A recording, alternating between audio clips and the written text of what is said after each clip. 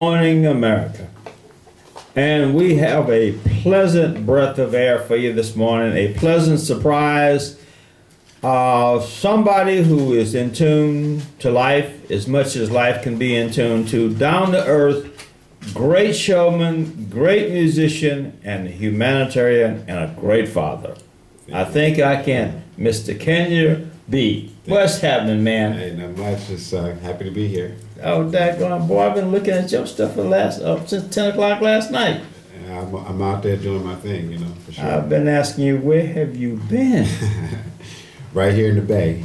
Right here in the Bay. You know, Tell me some of the people you've been playing with over the last 5 years, 10 years. I played with, my last tour was with Joss Stone.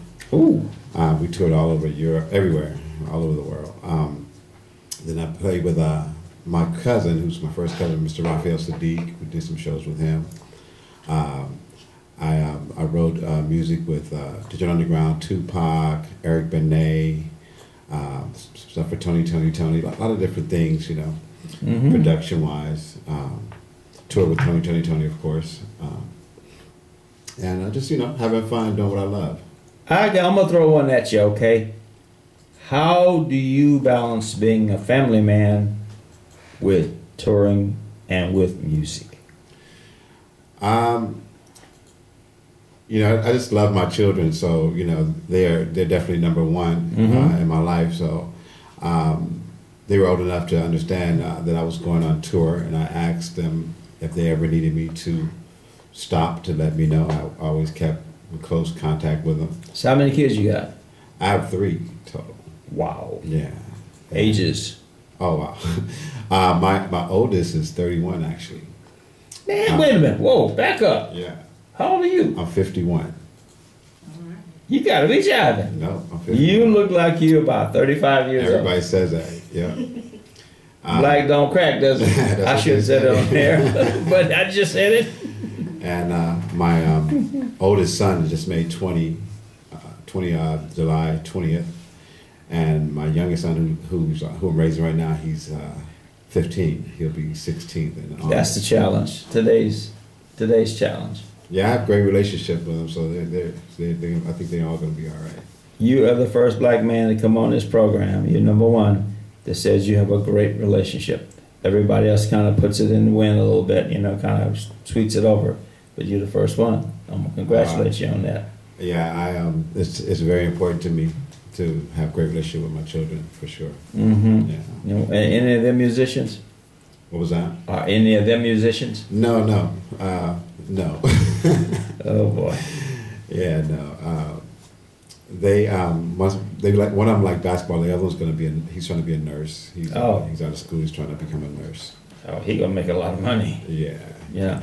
Tell me, how'd you get started in all this? I started. My dad is a pastor now.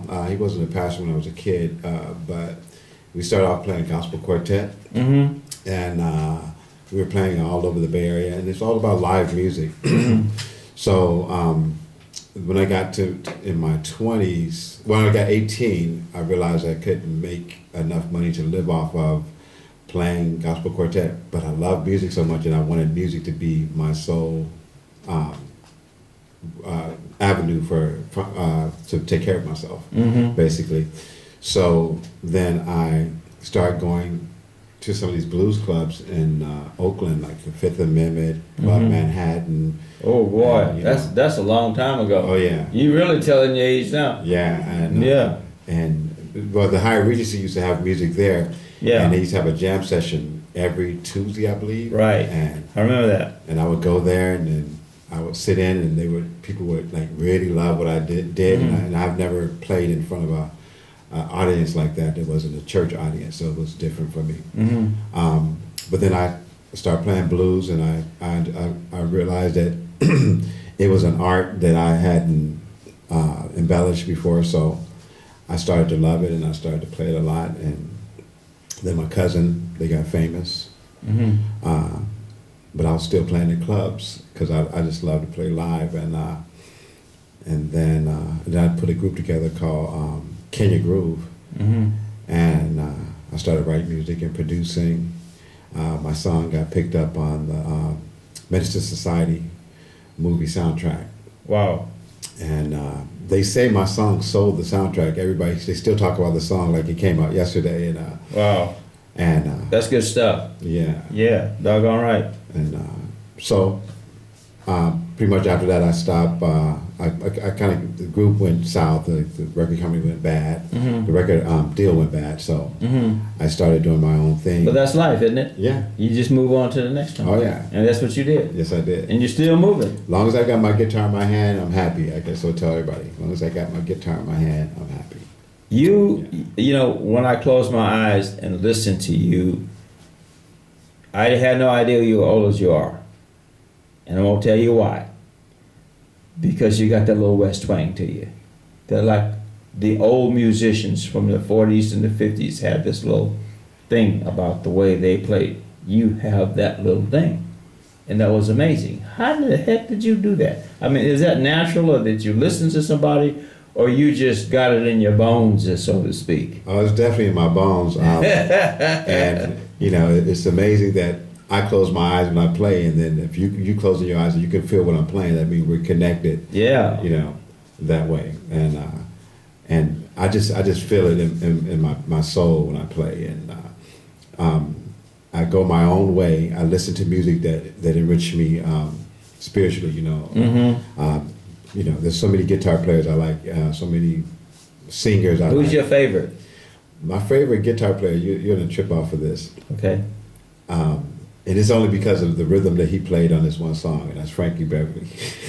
You know what? I saw him in 1967 when they did the military thing. 68, 69, 67 it was. And he is, when he gets down on stage, he gets down. Oh, yeah.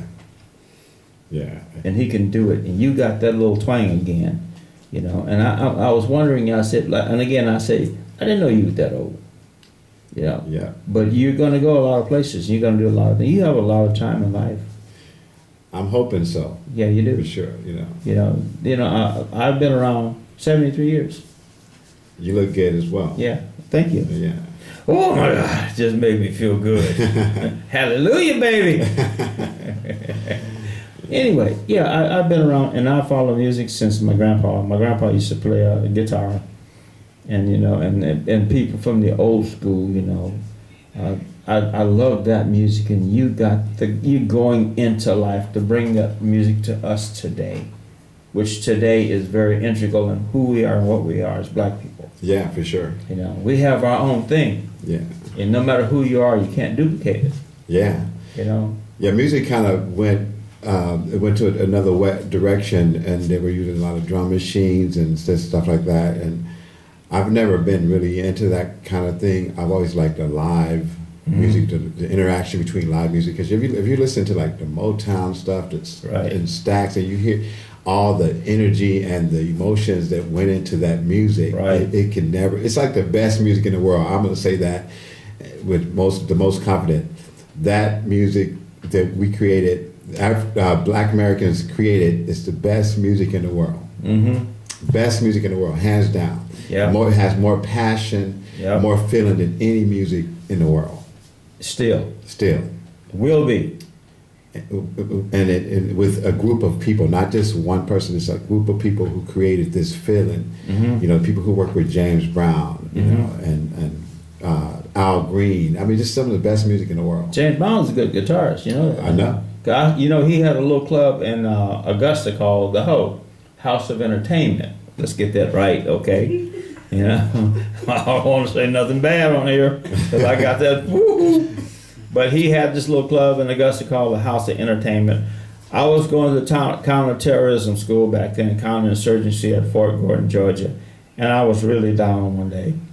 I mean, we was out there on the range for like 6 in the morning. We were shooting from 6 in the morning to 6 in the evening.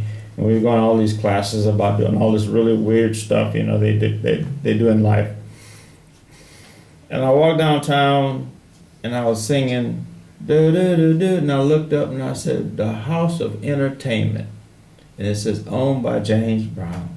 Wow. So I booked in there, and there he was. Wow. Boy, let me tell you something. That was a night. Yeah. You know, and when you're talking about soul and you're talking about people and how they do things and the feeling of music, I understand what you're talking about. Yeah, for sure. And that's why I can say, as I'm not an expert, but I do, look at the fact that you're of that era. Yeah, and I would also like to say that my man Jeffrey at Jeffrey's Inner Circle, he's been a big supporter of live music in the Bay Area for years and years. Yes, he has.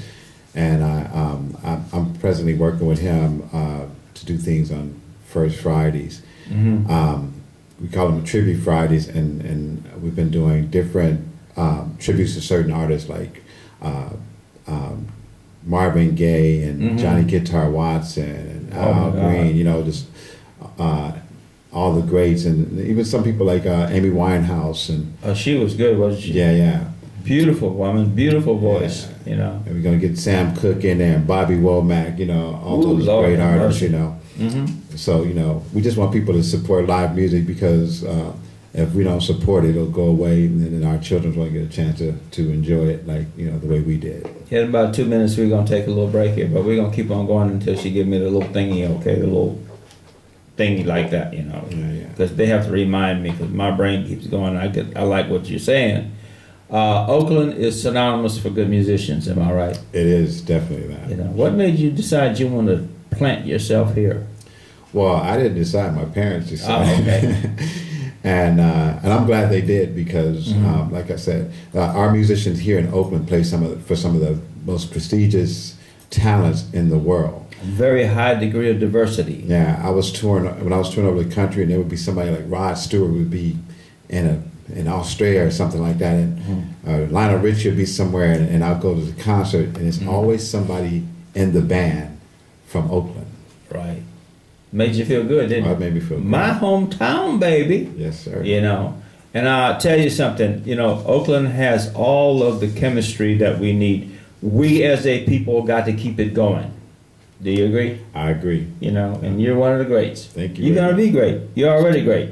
Thank you very much. Like I said, when I listen to your music, I just get out there and let it all hang out. And we're going to go here in a little bit. We're going to take a break here in about a minute.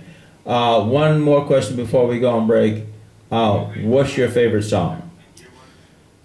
My favorite song? That's a good question. I'm going to have to say a song by Stevie Wonder called... I can't think of the name of the song right now. But you're putting Stevie Wonder in your brain. You know what that means to me, don't you? You're looking for something. You know what? You don't want me to sing, do you? No. Nobody wants me to sing. I can't think of the name of the song right now. But yeah, that one came out of the left for me. But mm-hmm. Stevie Wonder, he has one of my favorite songs. Stevie Wonder was one of those artists. As a man, when you're going through something, he was one of the men who sang about things that helped me get over a heartache because mm-hmm. I'm a good man. So mm-hmm. when things went wrong and all the songs I was listening to, they didn't make me feel like I was supported. And Stevie Wonder had songs like Rocket Love, and stuff like that, and it made me feel good. Yeah. I met him at the Palladium in 1977, 78. Yeah, I met him. I actually met him, and I went up there, and I was sitting. I had one of the high dollar tickets somebody gave me when I was on recruiting duty down there, and one of those tickets that I could not afford, And he was playing. I went out there and I said, "Hey, how you doing?" And hell of a human being, hell of a good life. Yeah, for sure. We're looking at people like that, and we're gonna take a break here, And I'm gonna tell you something. Again, I'm looking at you like you're great already. Thank you. Okay, we're gonna do it here. Okay, we're gonna do it. We're gonna take a break, and this is the Chief, KGM1.com with Kenya B, the man. Thank you very much. Hey, you like that vibrato? Yeah, I did. I want to kill it. Man, I thought I was gonna die when I was out of breath when I did. I didn't know I could sing like that. Oh, it takes a lot of wind. For sure. Tell me about touring. Oh, touring was it was fun. Enlightening. You get to meet all kind of people. You're playing in front of people who can't even speak, the English language, and they love the music. 'Cause the music, it's amazing to see how far music reaches, you know, how far it goes and how many people hear it and where they're hearing it, you know. So, but Toni was great. I think my favorite places are like South America and in Germany. It was a good place. A lot of. You get to Mannheim? No, I didn't get to Mannheim. Stuttgart? Yeah, Stuttgart. It was one of my big favorite city, isn't it? Oh yeah, I love that place. Isn't that gorgeous? It is. Oh my God! Yeah. The streets are clean. Streets are clean. Great people that they like to have fun. And food's good too, isn't it? Food is great. Food is great. So yeah. And yeah, I have stories, but I'm not going to go into my stories. Yeah, you can give me one. Okay, Stuttgart. Stuttgart. After a show, I wanted to hang out, so I hung out with people who I met at the show. This was like my second time in Stuttgart, so they took me to a club, and so they got tired. They said, "Man, you know, I'm tired. I'm going to go home." I say, "Well, I still want to hang out." They go, "Okay, I introduce you to some people I know." So I introduce you to some people, and then they said, "Take him to his hotel." They say, "Okay, I'll take him to a hotel." I say, "Okay, cool." So I'm hanging out with them, and then they get tired. Then they passed me off to some of their friends.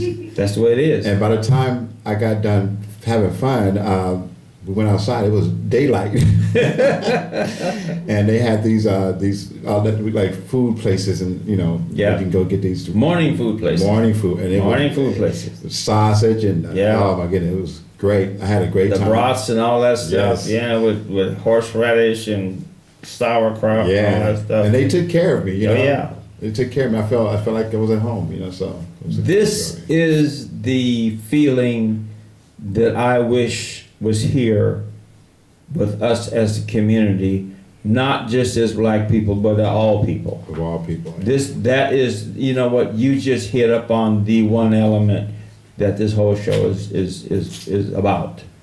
You know, transcending through people, with people, around people, on people, however you want to put it. You know, that's exactly what we're all about. Oh yeah, for sure. You know, what's the best place? What's your favorite place? My favorite place, I would say London. I like London a lot. You know. It's a really interesting place. It's like you can never know the whole place because it's such a weird layout. But it never sleeps. It never sleeps. So many places to go: Shepherd's Bush, Wandsworth, Piccadilly Circle. There's just so many places you can go and have fun. Yep. So I have friends there, so that makes the difference. So if you would tell people of color, and people of color who do not travel, who live in little enclaves in ghetto America for their whole lives, what would you say to them would be the best thing and the highest element that they can garner in their life by traveling? And where would you tell them to go to have the best fun? I would definitely say, like I said, go to London. I mean, it's so many places. Paris wasn't my favorite places, but London, South America, Mexico is kind of normal. Australia is fun. You know? I loved Australia. Yeah. New Zealand, you know. And you know, and I would say this. This is what I always say when I went on tour. I said I pretty much traveled the world right here in the Bay Area, because you go to San Francisco, you meet everybody from everywhere in San Francisco hanging out. I've tried different people's food, you know, from people from Kuwait, from Africa, from the Philippines, everywhere. Philippines, yeah. Right here, Ethiopian, right here in the Bay Area, and people don't like to go to San Francisco. Don't like to go to Oakland, and Oakland people don't like to go to San Francisco. I say go everywhere. You know? That's right. Go everywhere and experience it, because it's just a lot of good, cool people everywhere you go in the world. You know what? That's the best thing that's come out of this whole thing, is letting people know that the world is out there for them. Am I right? It's their world. You know, what do they call it? Brookfield Village, baby. Ain't nothing but a little drop in the bucket. Am I right? East Oakland ain't nothing but a drop in the bucket. I love Paris. You know, I enjoyed Paris, you know, and I enjoyed Morocco. I like Morocco as well. Oh, tell about the food. The food is great. The architecture is great. They'll knock your socks off. Oh yeah. People talk about black history. They don't know black history, do they? No, not at all. Morocco is old. Morocco's 4,000 years old, I think they said. Something like that, 4,500 years. Yeah, I was in Devon, Yeah. and they had bushes that were older than our whole country. Right. And we were driving through. He said, these bushes are older than your whole country. That's right. Wow. So when black people talk about history and live in history, I say to them, don't live slavery. Live the whole fact of history itself. Am I right? Because it's beautiful. It's beautiful. You know, and it's not all violent. It's not death and destruction. We have a gorgeous history. Go places and do things. Go places and do things. Experience people. You know, open up. It's great. It's a great thing to do. When African Americans or Black Americans or Americans of African descent or Americans, period, of color, whatever you want to call yourself, you know, get out in the world. It will change your whole way of living. Am I right? Yes. Music has took you to some heights that are unreal. Yeah, for sure. You know. Yeah. So, what do you envision yourself doing in the future with touring? Right now, I'm working on an album, and I settled into like what they call new blues because I love blues. It's real. It's raw, and I want to be a part of the legacy of blues. Uh-oh. Yeah. You getting down there, homeboy. You're gonna be good. Thank you very much. You envision yourself. This is the first part of actually getting someplace, seeing yourself there. Am I right? Oh yeah, for sure. And you're going there right now. I'm working on it. What's your favorite song? My favorite style or favorite song that you like to play? Oh, I really like to play Johnny Guitar Watson. Superman Lover is one of my favorite songs. Yeah. Oh my God. Yeah. What year was that come out? 1963, I think, 64, something like that. That's old. Superman Lover. That's very, very old. I love that. I mean, I've always been attracted to his music my whole life as soon as I've heard him, and he's a perfect marriage between funk and blues. Yeah. Yeah. Yeah. You talking about Eric Benet? Yeah, I did a song, and Eric Benet picked it up. Something, it's called Something Real. Mm-hmm. And I worked on it with some friends of mine in L.A. They had a group called Something for the People. Rashad Holiday and Curtis Wilson goes by Sauce, and my man, rest in peace, Fuzzy. Mm-hmm. We all did, we worked on the song, and it ended up on Eric Benet's doorstep, and he did it. It came out really good. What about this hookup you got with Jeffries here in Oakland? We're going to talk about that for a little bit there. Well, me and Jeffrey, we're trying to preserve the musical culture in the Bay Area. We're trying to keep, live music present, and all these. My thing is, all these new businesses are coming up in the Bay Area, and I think they should have to include live music. Some kind of way, live music should be included in the growth of the city of Oakland. We want to retain some of the flavor of Oakland, and we don't want high-tech America to hijack us and push us out. We want to retain it, and music is the way of doing it. For sure. Am I right? Oh yeah, for sure.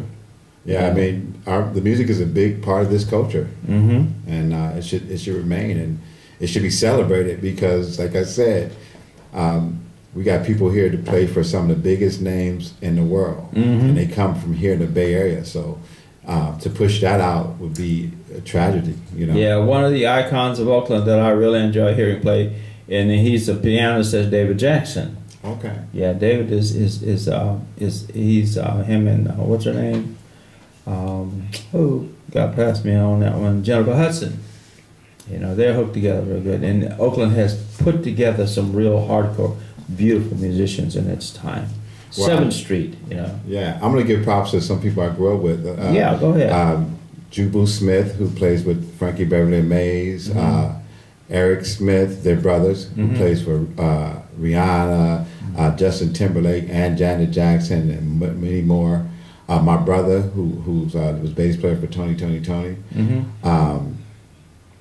Oakland people. Oh yeah, all from here. Okay. And these are people. These particular musicians, we grew up and playing the same kind of music. We've been friends since childhood, and most of all, my cousin Raphael Sadiq, for sure. Yeah. Folks out there, do you hear that? Grew up, still together, still loving each other, for sure, still respecting each other, and moving on to greater heights in life. And you can do it. I forgot about Carl Wheeler. I don't want to forget about Carl Wheeler. No. So who? Carl Wheeler. Carl Wheeler. The keyboard player, plays for Frankie Beverly and Mays, and grew up in church around here in Oakland. I know who he is. Yeah. Yeah. We're going to take a little short break here in a little minute. This is the Chief, KGM1.com. And we're back here with Kenya Baker. And I'm looking at, your schedule. Oh my God. When do you sleep? I get it wherever I can. Yeah. I get it wherever I can. Blondies, 540 Valencia Street, San Francisco, 8 to 11 Tuesdays and Sundays. Tuesdays and Sundays, every week. Really? Yeah, blues on Sundays and funk on Tuesdays. Blues on Sunday. That means you old people out there who want to go back in time. I say old people because that's us. That's usins, as they say down south. Usins, Mr. Baker, you are talking about Jeffries, and tell me a little bit about the things you do with him. Like I said, we're trying to preserve the live music and work with the city to include live music and the growth of the Bay Area. Just like it is in Oregon and San Diego and Austin. This needs to be the musical capital of the world. Needs to be right here in Oakland. The thing about that is we need to bang on the heads of our city government, who are right now, and I'm going to get in a little trouble, okay, for more interested in building and gentrification and pushing people out than they are the arts. This is one of the things that I get angry about Oakland. We have all this diversity, we have all this heritage here, and we have people in charge who are just kind of out there mentally. And I'm going to say that people are going to bang me for it, but that's my opinion. And I don't care what people think about. When I give my opinion, I'm honest with you and how I feel and what I think. You're Jeffries Inner Circle. What's the address of it? It's 401 14th Street. 401 14th Street. Patronize Jeffries because we're looking at keeping things going here. And Blondies again, and on what's that? 540 Valencia Street. Valencia's right off the freeway there. Not hard to get to. And tell me something. If you could own a club or build a club here in Oakland, I'm gonna throw one at you, okay? Where would you do it at? I'm kind of historical, so I'll probably go right back to the Fifth Amendment and put it right back where it is, and have the music going just the way it was going. Because Fifth Amendment and Blondies is like the Fifth Amendment in San Francisco. Right. And and I always loved that intimate vibe, and then there was always really, really great musicians there. Top of the line. The Fifth was really good in the 80s and the 90s. Yeah. It was really happening. It just kind of went down a little bit. It's a great time to grow up, for sure. Yeah. So the Fifth, and it's central. Yeah. It's right there on Grand.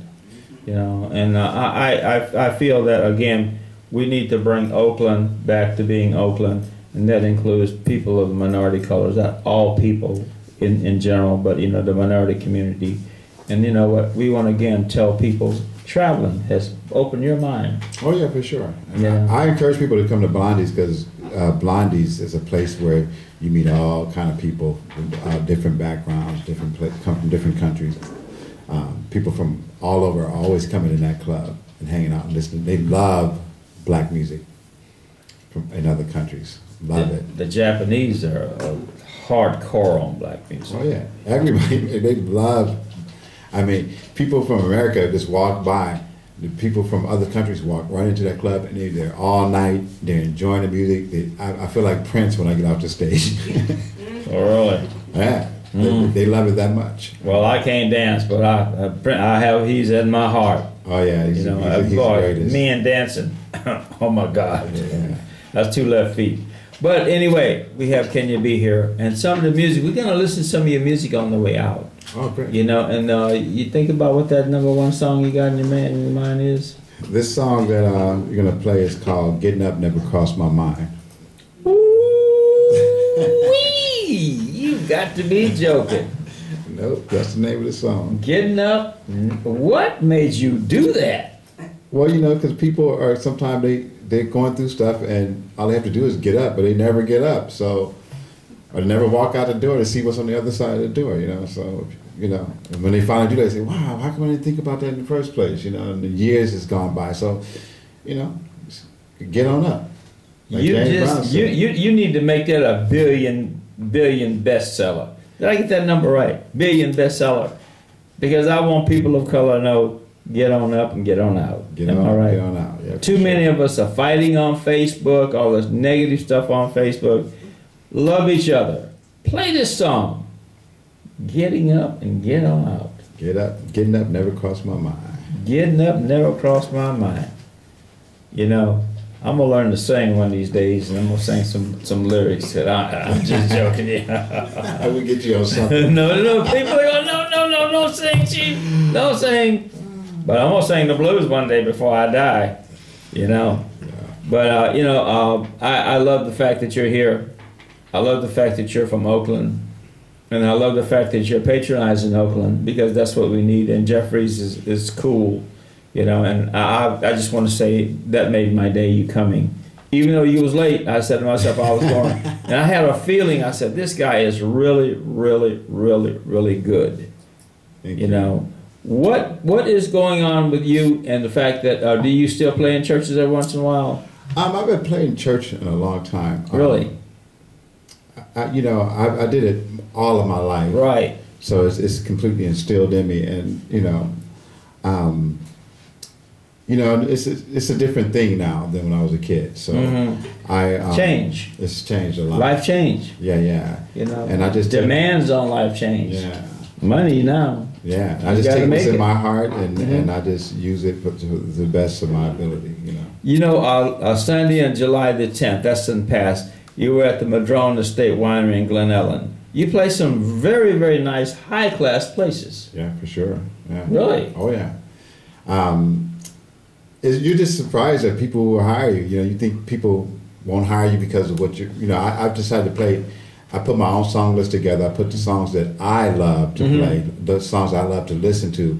That's what I play. I don't play songs to satisfy the masses. Like a lot of people put a band together and they just put all these top 100 hits. But when I was coming up, I didn't even listen to the stuff that was on the radio. I was listening to, you had a record, you was listening to B-side. Right. Because those were the most fulfilling songs. Right. So I do the songs that I love, and I realize that people love them too.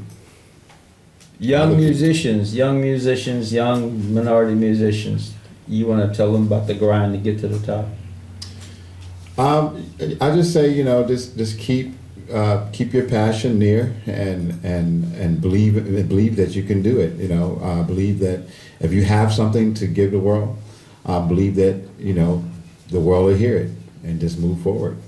Live with your heart. Live with your heart. Not your anger. They have a thing in that's come out some years ago in ghetto America called psychological aggressiveness. And then right now is what law enforcement is using to go back and really bang the hell out of us, so to speak. They use that term that we're psychologically aggressive, and that is one of the things they're using to arrest people and getting out there, and not getting on law enforcement. But think positive and go ahead. Am I right? Is my whole point. Yeah, for sure. You gotta let that past go to a point. Am I right? Yeah, the battle has already been fought. And we just have to go and get what's ours. I tell my kids, I said, anything you want that you can imagine, you go get it. It doesn't matter who have it or where you're going to get it. Just go get it. It's yours. You deserve to have it. And And if someone fight discrimination when it's at the time it happens. You can't fight discrimination that it ain't even happening to you. You know what I mean? Right. And sometimes you're thinking that people are against you, and you're aggressive to somebody, and they don't care about what you're talking about. And as a matter of fact, sometimes they're even on your side. That's right. You just got to open your mind. Get up and open your mind. Open your mind. I think about things out loud, and I'm always surprised at the people who agree. Really? Oh yeah. Hey man, you're a hell of a father. This is one of the icons you are of the black community. Your kids sound like they're really doing it. Are they? What's the secret? I'm just really open. I'm open to them. I don't hide things from them, and I let them experience things, and what they've been experiencing, they know they can do anything in the world because they've experienced a lot. You know? Black man out there, be for real. Am I right? Always. Be real. Be for real. Be yourself or be by yourself. Jackie Moms Mabley said that. And we only got a few minutes left here, and we want to thank Mr. Baker here. The man is out there, glorious father, and he's an icon in the Bay Area and in black man. And this is the Chief, KGM1.com, and we're going to tell you we love you out there, America. Thanks for having me. You got it, man. We're going to play some of your stuff on, and I'm going to get up and dance. Okay? This is it. Love you out there. Do the right thing.